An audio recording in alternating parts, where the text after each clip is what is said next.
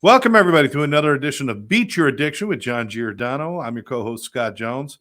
And I want to remind everybody before we start, if you like this show and you want to watch more, you have to subscribe to the channel and certainly, set the subscribe button and the bell so that you'll know when we have new shows coming up. Also, comment on Facebook or on YouTube or wherever you're seeing the show, and reach out to John at johnjgiordano.com. It's right there on the screen. And learn about all the great things he's doing. You can get his books, you can look at his publications, and certainly learn about his new projects that he has going on, and get all the information you need to reach John and ask. If you have a topic you'd like to cover, anything to do with addiction, please let us know, or mental health or whatever else. This is an education program. We get people on to help educate, and what we want to do is improve the recovery rates by knowledge and application. Yeah. There seems to have been almost a stagnation in a way of treatment where they found some things that worked and then they kind of slowed down and people stop being curious and reaching out and exploring new things, don't they? You know what the unfortunate thing is? It's all about money. It's not about helping. Yeah. So that's that has to change. But we're learning more. I don't know if it ever will, but it has to change. We're learning more every day, and what we invite you to do is listen. We have great guests, and we talk about a lot of different things. Whether you agree with it or not, I ask you to go in with an open mind. Research things, because the things that you think that you don't like today, you might like tomorrow. So just keep your mind open, right, John? Yeah, what I always tell people, please don't believe a word I tell you. Go do your own research. What we do here is we just give you the information, and then you have to follow it through.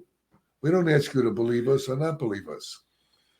Real simple. Knowledge is power, but without action is worthless. Yes. Ignorance gets you nowhere. All right. We have a great guest. John, we've gone all the way up to Canada for this one. I know. We had to go somewhere where people aren't dying on the street from the heat. We had to get through the smoke. We had to make it out of here. What were they smoking? We talk as heat index in Florida today is going to be 110 degrees. Now we're going all the way up to Canada, Calgary, and we're going to be meeting with Kate Semeniuk, who is a hypnotherapist and a rapid transformational therapist. And we're just really excited to meet her. So let's bring her in. Kate, how are you? I'm doing great. Thank you for inviting me. We are very excited to have you on the show. Thank you for taking the time.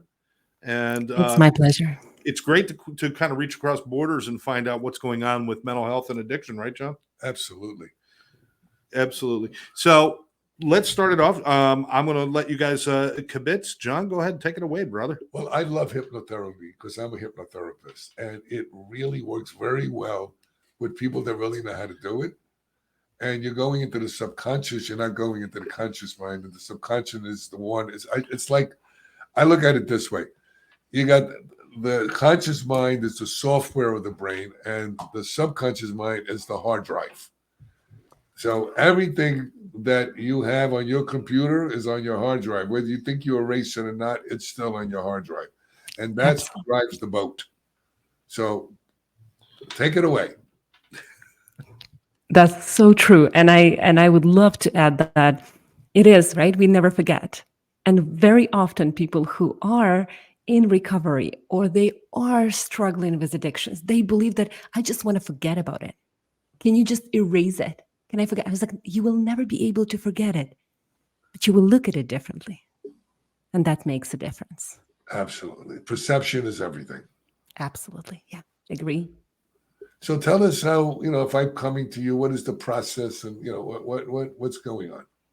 Usually people come to me when other therapies don't work or they don't see the difference, because in addiction is just deep in the subconscious mind. So they believe that just talking will help. And to some point it does. People need connection. People need support.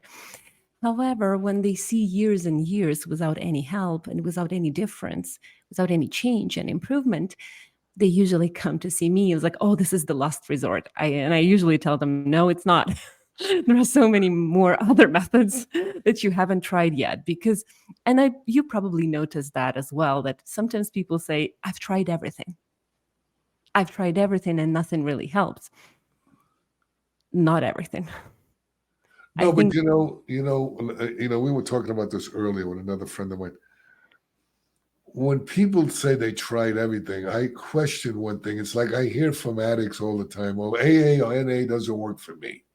Self-help groups don't work for me. I say, no, you don't work for it. Okay? And it's all in your perception and your understanding of what you're doing. It's what those programs are about is support.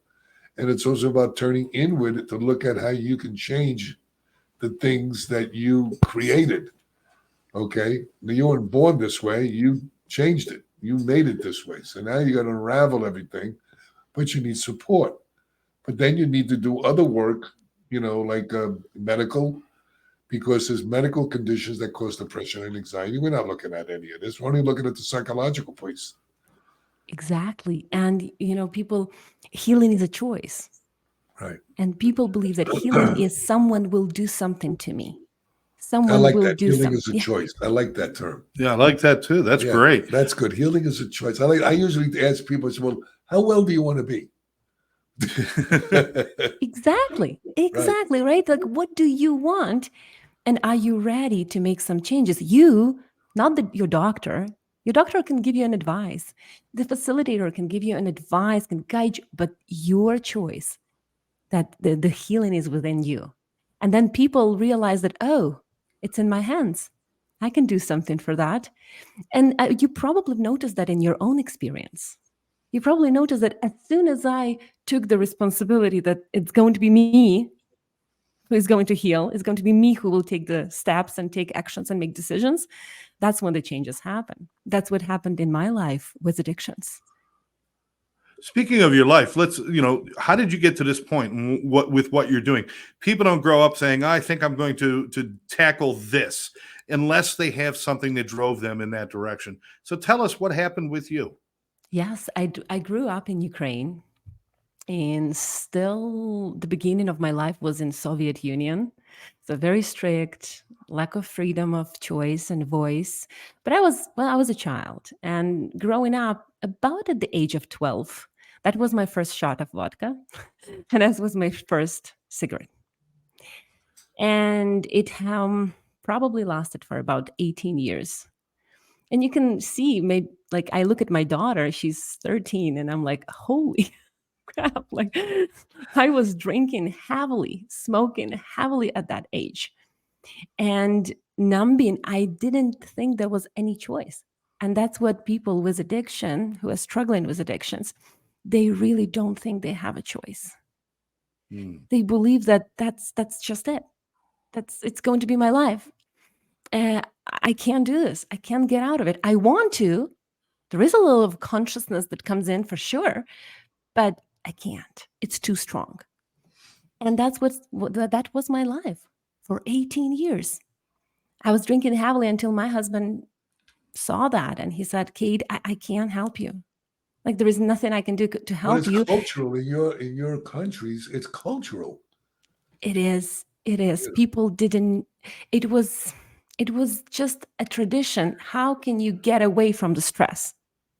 You come home and you drink, and you would see that at home. You would see that. And my parents are amazing people, but they had their own pain and emotional stress, and they would come home, and of course they would have a little bit of here, a little bit of, wine, vodka, some.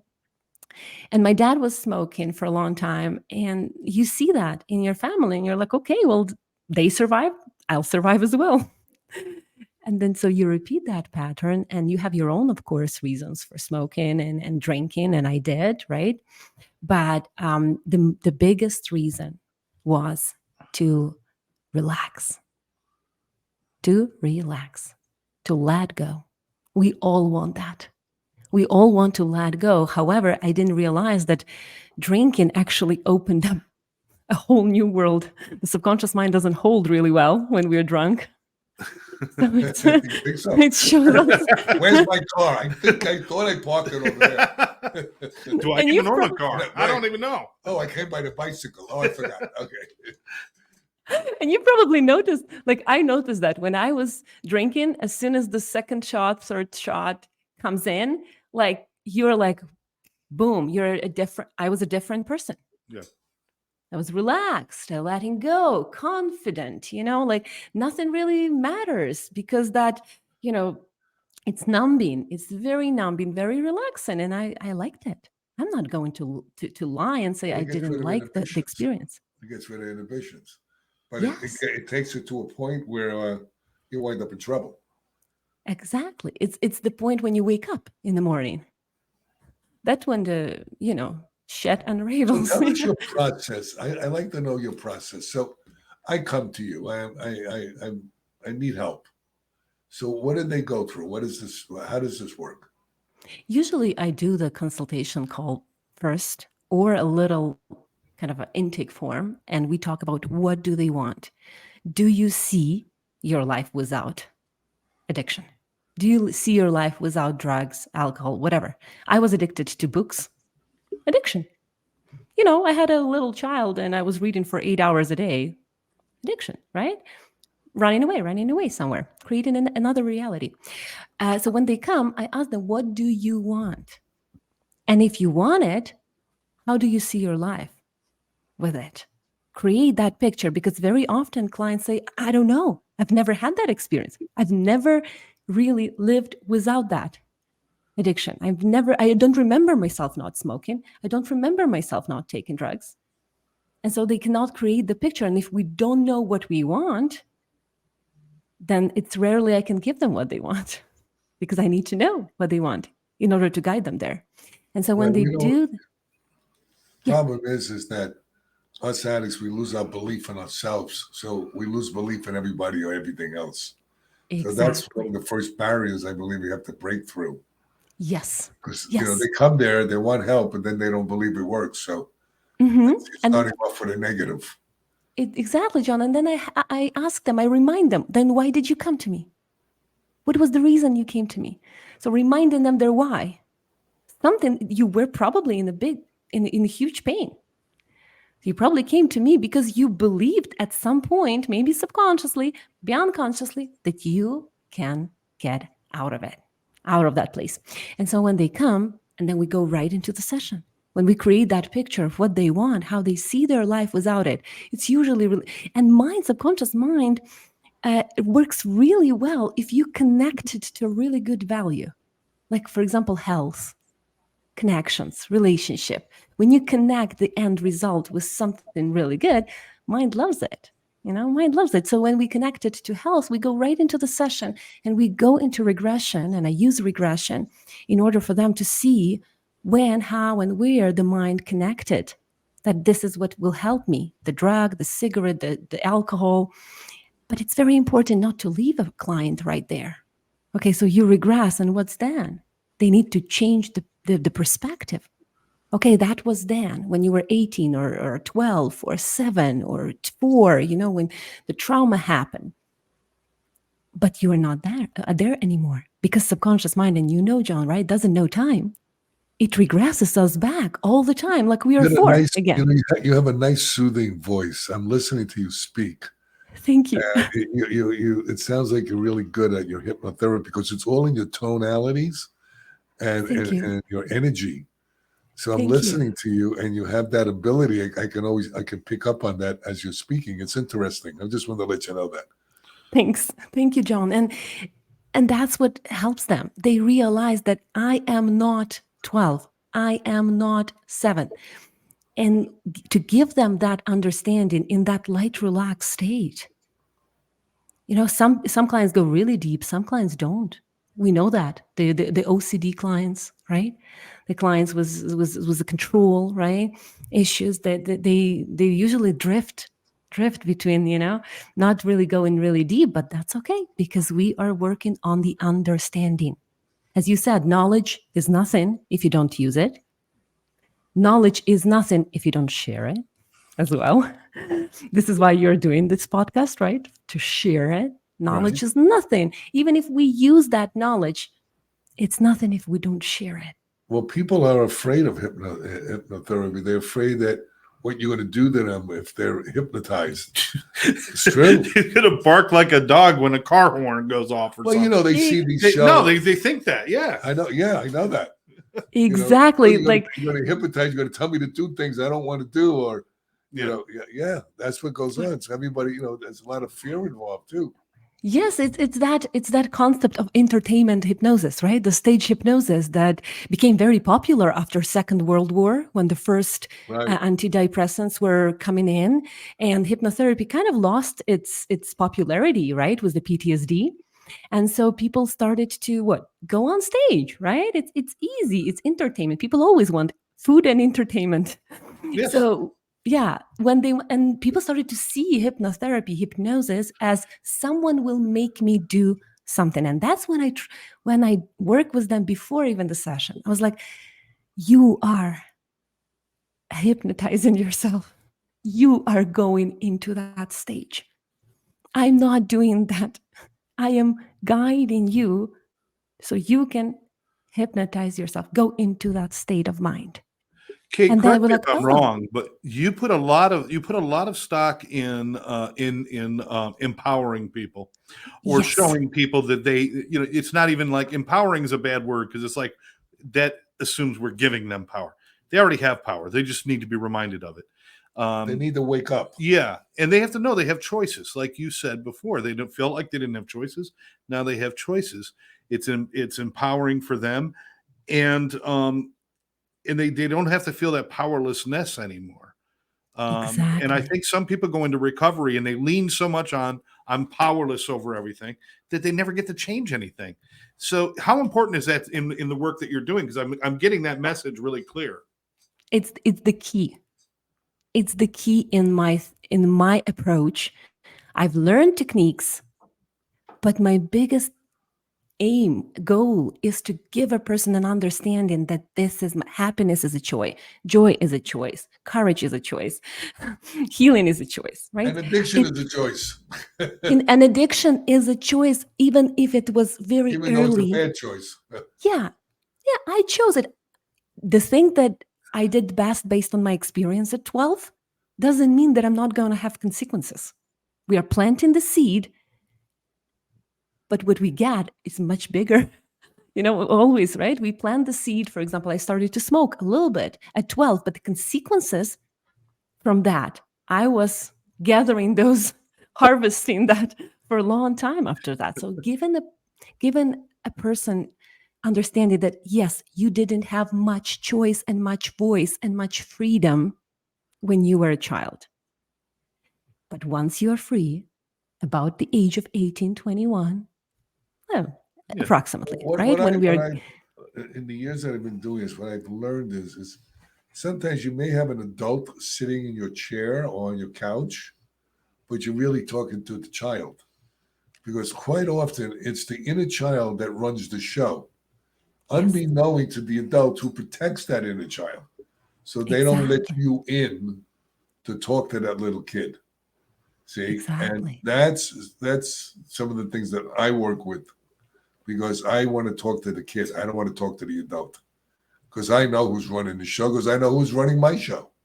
Exactly. And that's it. And I always give them when we do the inner child healing, another tool, right? After understanding, connecting the root cause, finding the role, purpose, and intention, we go into the inner child healing, and I go, what is your inner child's purpose right now is not what it was. Like, for example, I tell them, your inner child right now, you need it for fun, for connection, right? For some of the, but you don't need it anymore to protect you.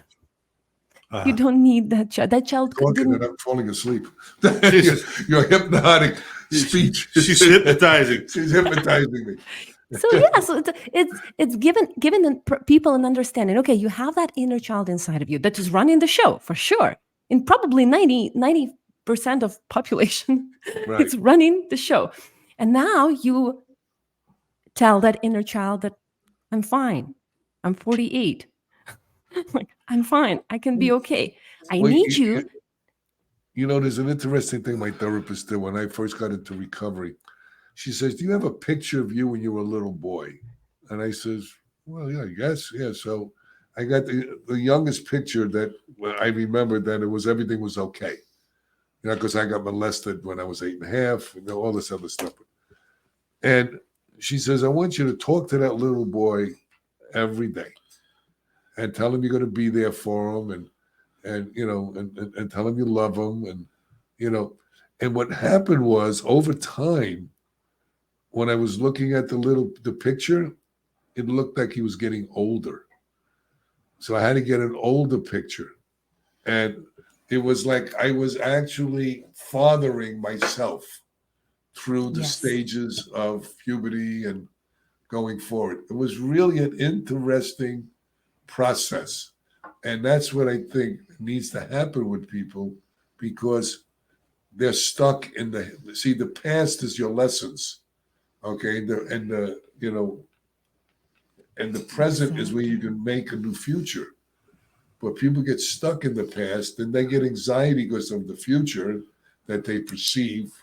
Okay. Absolutely. Let me ask you, I want to ask you both a question, because you both, like, John and I started working together, I don't know, 15, 16 years ago, whenever I went to work where a place that he owned. And I remember watching him one time ask a client was a total mess. And John says, well, what's wrong with you? Why are you stuck in this? And the client says, I don't know. And John, you went right at him. And I never forget, you said, well, if you don't know, who does know? If you don't know what's going on with you, who does know? Nobody can tell you what's going on with you. You have to explore that. You help them do that. But I want to ask this question. Why do we allow our damaged pieces to run our lives and not let the good stuff run our lives? Why are we so drawn to letting those damaged pieces of us make our decisions and everything else? Why is that? Well, because how many times we did what we didn't want to do as children? We did what we didn't want to do. And then we become, okay, then I'm not worthy to actually do what I do. So you were controlled, and now you allow something else to control you. Either it's your inner child, either it's your partner. Sometimes, if it's a toxic relationship, with your boss. We allow someone to control us, to run the show of the control, because a child usually feels out of control. I recently went on a hike with my daughter and her friend, and we were having this chat. They're 13. I was like, what do you want the most, but you can't get, and you don't get it? And they were like, we just want to have control. We feel out of control. We feel like there is no freedom, even though they do have freedom. I know them. But at the same time, they say, I have to do what I don't want to do.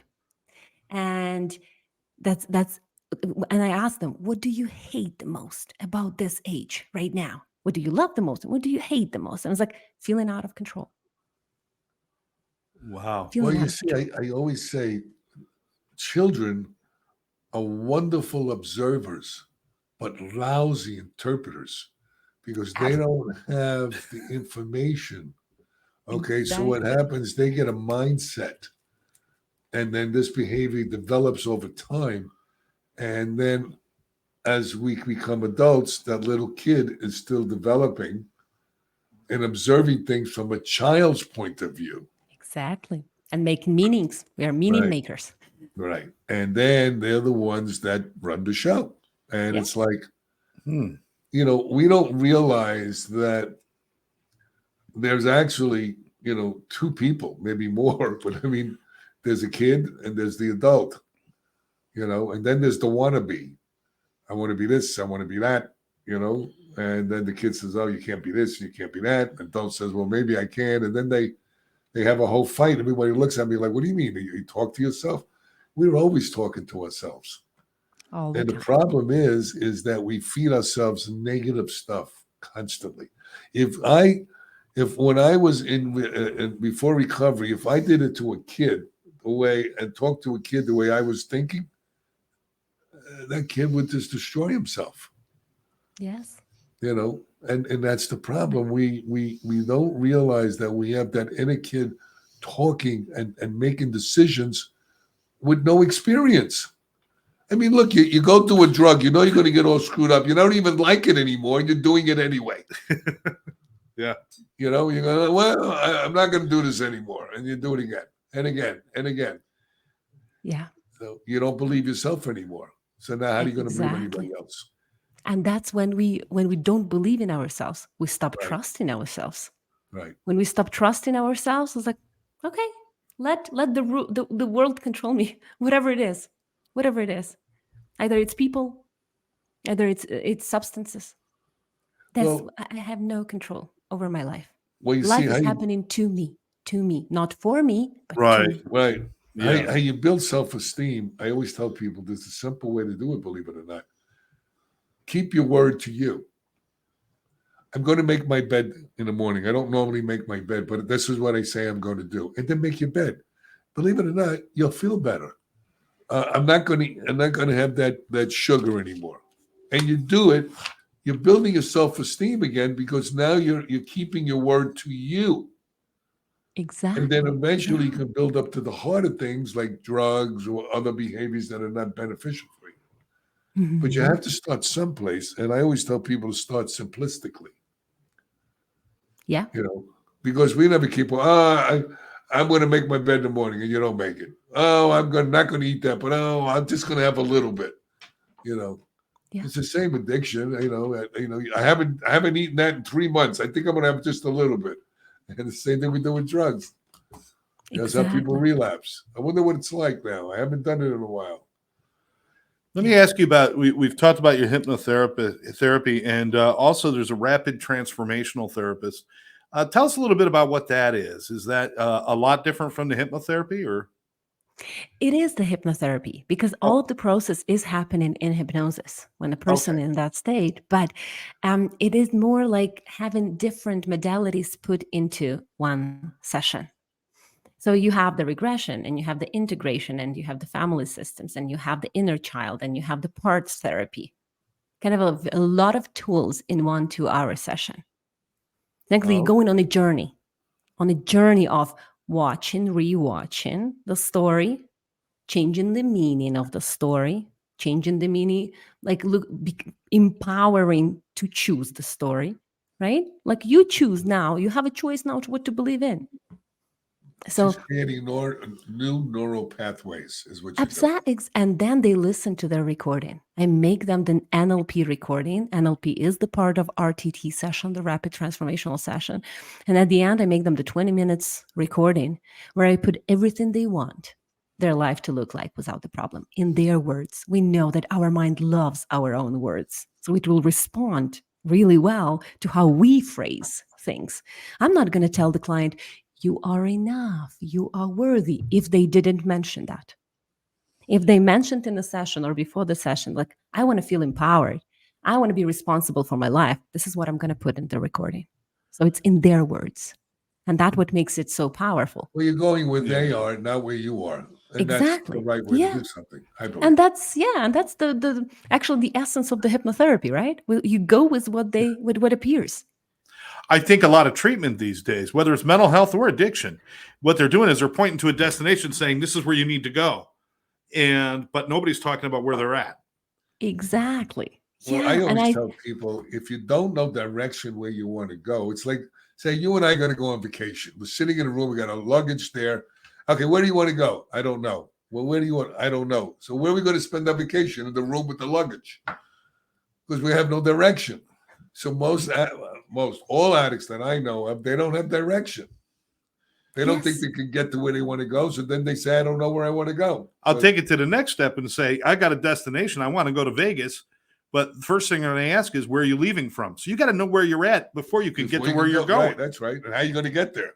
Yeah. Exactly. I completely agree, right? And that's what helps people. And that's what I like about psychedelics is that they meet you there and you actually empower, because we never know what the journey is going to be like, Right. right? Well, You never the know. It's problem different with for everyone. psychedelics today is I'm starting a new podcast with that, the pros and cons of psychedelics, is that a lot of people are taking it just to make money from it. And they don't do any integration therapy. They don't do any follow-up care.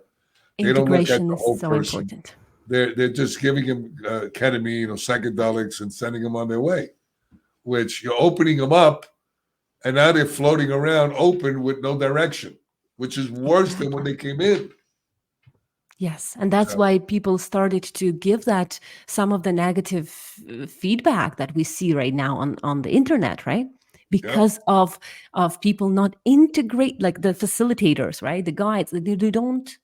integrate. They don't do You the need integration. integration. Without that, it's no good. Well, without It is without the facilitation and the care that you give them, I mean that's like the difference between having a captain and a boat take you out for a cruise in the ocean, and they're guiding you and teaching you and showing you, or just dropping them in a raft in the middle of the ocean with no direction, no guidance, nothing. Right, and no food and no water. You know- exactly, and But that's you'll what. make it one day, kid. You know. No, but that's what a lot of these places are doing. Unfortunately, they're following Unfortunately, the addiction model of treatment, because a lot of treatment centers, they're warehouses. They're not treating people. They're just yeah, housing them and warehousing them and recycling them because it's a money thing. We're it not into is. that. I'm not saying I'm not into making money, but I want to do it for all the right reasons, and I want to give them way more than what they pay for. That's why at my Exactly. center Yeah. that we have, the ketamine clinic of South Florida, when we do ketamine with them, we do integration for 2 hours included in the price. We do group therapy once a week included, as long as they want to come, no charge. And they can bring their family. They can do it on Zoom or they can do it in person. Yeah. So that's the process. These other places, you do it, you leave, that's it. You're opened up and now you're just floating. Exactly, And and that's how hypnotherapy lost its popularity. The same, people regressed, and that's it. You do right, the regression, and then the people go and they relive that experience again, that trauma, the sexual abuse, the emotional abuse, the physical abuse, right. the unexpected emotional moment that happened, and that's it. And now they make them the recordings like, oh, you're Yeah, lovable, you're enough. there's no completion. It's That's And a then yeah, dangerous thing to open up oh that yeah, Pandora's man. box without a way to close it. because people don't know how to close. Like the And that's client why doesn't things know get what a to do with bad it. rap. Yeah, That's why things get a bad rap. They're really are good things, but used improperly. It's like Yes. anything. You could take an aspirin, or you could take a whole bottle of aspirin, it's going to rip his stomach out. All right. So the bottom line is aspirin's bad or good? No, it's the way you're doing him is bad or good. correct. So you see, and that's the same thing with hypnosis, same thing with Same. psychedelics, same thing with Yes. therapy, same thing with self-help groups. We've got Kate's website up there. It's Kate Semeniuk .com, and it's spelled right there. KATESEMENIUK.com. But it's right there on the screen. Please check it out. Kate, if somebody wanted to reach out to you, for what reason would I seek out your help? What problems do you deal with, mostly? My niche is fears, panic attacks, and anxiety. That's what I Wow. niched in. However, people come to me for addictions, weight loss, confidence, infertility, unexplained infertility, psychosomatic health issues that they cannot explain. What's your background? I didn't ask you, but what's your background? I started with psychosomatic. I started with a body mind connection, right? I long ago, 15 years ago, 16, maybe even 20 years ago, I was becoming an English teacher, English language teacher. That was my background. I always worked with people. I had my own business. I had a restaurant. I went a long way into different industries before I realized that I want, and I desire to work with people. I want to help them. And that's when I took the hypnotherapy course. And that's Okay. when I started the journey. How long are you doing this, by the way? 3 years. All right. So pretty new. Good for you. That's absolutely awesome. We invite people to reach out and check you out and see what you have going. Now, obviously, this works better in person. Do you do anything over the phone or online? Do you do any work with people so that if they're down here in the States or something? Absolutely. I do sessions on Zoom. They only need their quiet time and a good connection to the internet. And we can definitely facilitate the session over the internet. It's It's amazing, right? But amazing what's done, right? How you can reach out to so many people. I got to assume that you feel blessed. You mentioned your daughter and your family. You've come a long way from that lost child in Ukraine Yes. with the bottle and the cigarettes and the drugs. You've come a long way. You got to feel good. How does your family feel about what you do? My husband is shocked. He was like, I can't believe the person can change. The identities, the inside, the world inside can change so much, because he saw me as a victim for so many years. I played a role really well of a victim, putting the responsibility, waiting for someone to fix my problems. Right. And blame everybody else for what happens to us. Ex- Everything, including the government, Of for course. my addiction. Why not throw them in there? Throw too? you. Throw a few other people. And hey, listen, that guy that's cleaning the floor, it's his fault too. Yeah, like everything was not good. The car was not good. The job was not good. The business was not good. Everything was at fault for my problems. So when they saw the change that happened so rapidly, they saw like, oh my goodness, this is possible. This doesn't have to be healing. The subconscious mind doesn't know time, so the healing doesn't know time, doesn't understand time. So when we tell that people, oh, you need like a 12 months program, or you need a 6 months program, or 2 years, or many doctors right now, and not to really put them down, not at all, but many doctors say, oh, it's going to take you forever, or you're going to manage it for your whole life. Baloney. People don't recover from this. So that's takes away the power. How do we feel hearing that? We don't have a people always power say, again. Yeah. How much time is it going to take? So I tell them, how much time did it take to get sick? All right. And everyone's different. Okay. The more work Everyone you is put different. in, and it's it's another thing is life goes on. The work continues. But it's not Yes. only work anymore, it's living life on life's terms.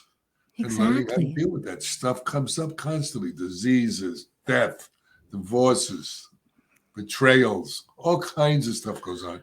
So if you're working on you, you'll learn how to deal with it as best you can. Instead of Yes. succumbing to it and just going into a dark space, drunk, high. Addicts try to run away from things, and it's like a dog running away from its tail. Okay? And the It's a bottom loop. line is when we Yeah. run away from something, we create 9 more problems. For sure. And It's so it's a never-ending, cycle. and and it's a great summary that life is a therapy. Yeah. Life is a therapy in itself. Actually, if we learn to look at life in a little bit of a different way, with open mind, we can Right. see in every event that happens, every people we meet, there is a therapy. There is Right. a guidance. Ooh, Well, what I always tell people ask me, well, what would you do different in your life? I say, absolutely nothing. Absolutely. I wouldn't change one thing, bad, good, and indifferent, because everything led me to the next thing, to the next thing, to where I am today. exactly. And where I am today, I'm very happy with. And that's what it is, right? And then we also need to remember, and you've probably had that in your programs and in your center, that sometimes people wake up, open their eyes, and say, today I'm not drinking.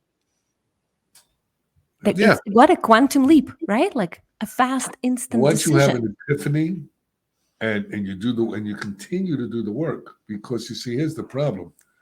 It's like going to the gym for a month and getting in some kind of shape and then saying, well, I'm in shape, I don't have to go anymore. Well, that doesn't work very well. So you Exactly. have to maintain yourself. The same thing with diet, same thing with working out, same thing with anything we do in life. You have to be consistent. Yes, Consistency and compliance are the two things that addicts struggle with, or people, forget addicts, struggle with. Yeah. Okay, we're not consistent, and we're not compliant with things that we need to do. Exactly. And when people say that, oh, it doesn't work, I was like, well, how long have you been doing that? Well, 3 days. I was like, Right. There were 3 days. It's like a 3-minute egg. Can't take it out after, can't take it out before, and you have to wait 3 minutes.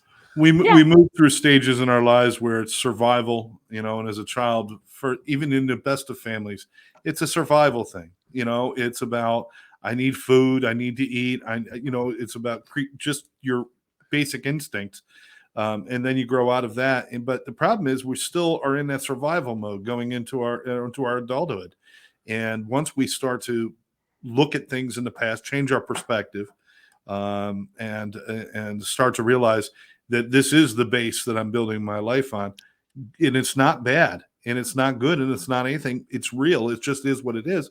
But today I get to be whatever I want, and we get to move forward and continue to grow, like John says, continue to learn, and certainly to be mindful of where we are so that we're not creating new incidences that we're going to have to deal with 20 years down the road. Exactly. Yeah, we love because the subconscious mind loves what's familiar. It doesn't like what's unfamiliar. So technically, if we were growing up in survival mode, that's familiar. Yeah. That's all I know. I survived. The mind will remember what I survived in, I will recreate. Right. Well, creatures of habit. That's why. Yeah, right. But at the same time, at some point, we grow, we evolve, we learn, we implement something, and then we realize, like, okay, I can choose something else. And absolutely.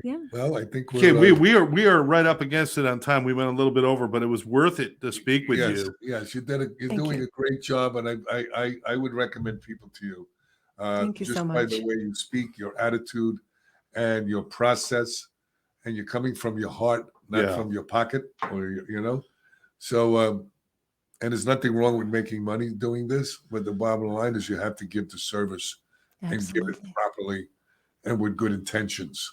Mm-hmm. And nothing really made me happy, and probably that nothing will make a person that happy as doing good to others. Well, this was another good one we had. Another good one. Kate, we can't thank you enough for your time, and obviously, like John said, for the work that you do. We need more people out there that are empowering. We're reminding people of the power that they actually have. Stop telling them how weak they are. Start showing them how strong they are. That's right. Yeah. And we need more of that in this world. We appreciate the work you do. John, as always, it's a pleasure, my friend. Likewise, Scotty. And for everybody out there, just a reminder, please like this show, share it with your friends, check out johnjgiordano.com, and check out Kate's website as well to learn more information about the great work that she's doing. For now, I want to thank everybody for joining us. We'll catch you next time right here on Beat Your Addiction.